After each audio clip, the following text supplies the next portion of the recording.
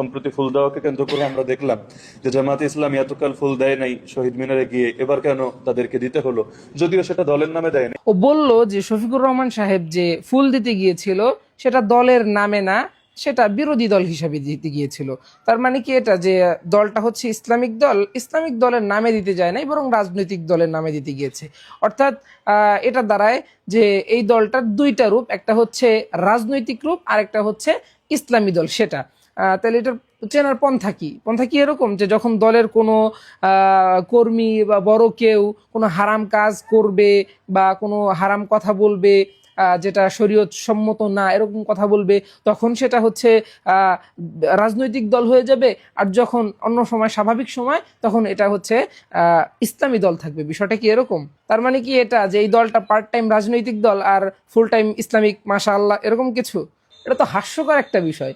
জামাতের ভাইদেরকে বলবো, ভাই আপনারা কারে নিয়েছেন, ওরে কিল্লিগে আপনাদের মধ্যে ঢুকাইছেন ভাই, আপনাদেরকে তো হাসির পাত্র বানায় ফেললো মানুষের কাছে, দ্রুত ওরে এখান থেকে বের করেন। আলোচনা সমালোচনা থাকবে, কিন্তু আমি মনে করি এই সমালোচনাগুলোই আরো বেশি এগিয়ে দেবে ইনশাআল্লাহ। ওয়ালা ইয়াখাফুনা লাওমাতা লাইম, মুমিনের 6 গুণের একটা গুণই তো এটা, তারা কোনো নিন্দুকের নিন্দাকে পরোয়া করে না। ও বলতেছে যে মুমিনদের একটা গুণ হলো মুমিনরা নিন্দুকের নিন্দায় ভয় পায় না। কিন্তু আমার প্রশ্ন হইলো, খাম্বা পূজা করা এটা মুমিনের সিফাত হইলো কবে থেকে ভাই? আর দ্বিতীয় কথা হইলো, জামাতে যোগ দিছেন ভালো কথা, তার মানে কি এইটা যে আপনি কোরআন বিকৃতি করা শুরু করবেন? আপনি বললেন মুমিনরা নিন্দুকের নিন্দাকে ভয় পায় না, কিন্তু এটা তো বললেন না যে কোন ক্ষেত্রে মুমিনরা নিন্দুকের নিন্দাকে ভয় পায় না। কোরআনের রেফারেন্স দিলেন, কিন্তু কোন ক্ষেত্রে কোরআনে এই আয়াতটা আছে সেটা তো বললেন না। কোরআন এবং হাদিসে যেটা আছে সেটা হচ্ছে আল্লাহ তাআলা কোরআনে পাকের মধ্যে বলেছেন, ইউজাহিদুনা ফি সাবিলিল্লাহি ওয়ালা ইয়াখাফুনা লাওমাতা লাইম, অর্থাৎ আল্লাহ তাআলার জন্য, আল্লাহ তাআলার রাস্তায় তারা কোনো নিন্দুকের নিন্দাকে ভয় পাবে না।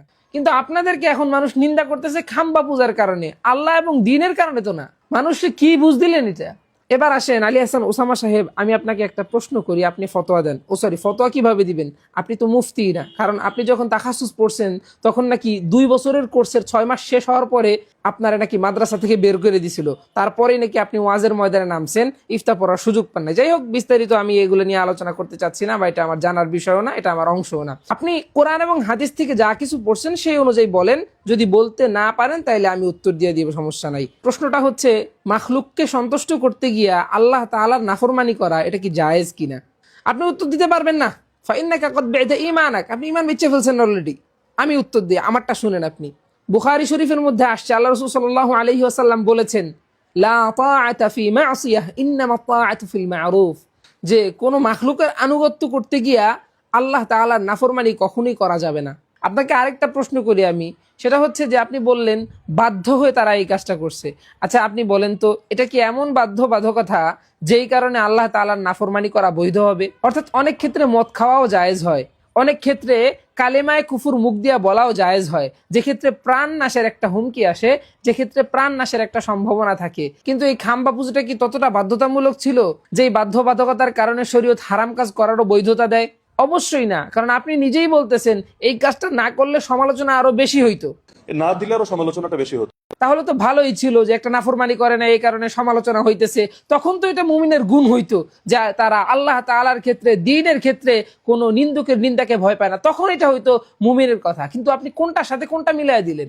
যাই হোক, সর্বশেষ জামাতের ভাইদেরকে বলবো, আপনারা যত দ্রুত পারেন ওরে আপনাদের দল থেকে বের করেন, কারণ ও যেভাবে আপনাদেরকে হাসির পাত্র বানাইতেছে, আমার তো মনে হইতেছে ও উদ্দেশ্যমূলক ভাবে আপনাদেরকে হেয় করার জন্য, আপনাদেরকে হাসির পাত্র বানানোর জন্য মূলত আপনাদের দলে ঢুকছে। সো যত দ্রুত পারেন ওরে আপনাদের থেকে বের করেন। ভাববেন না ও অনেক বড় আলেম, বিষয়টা কিন্তু এমন না। সো ওর থেকে সাবধানে থাকেন।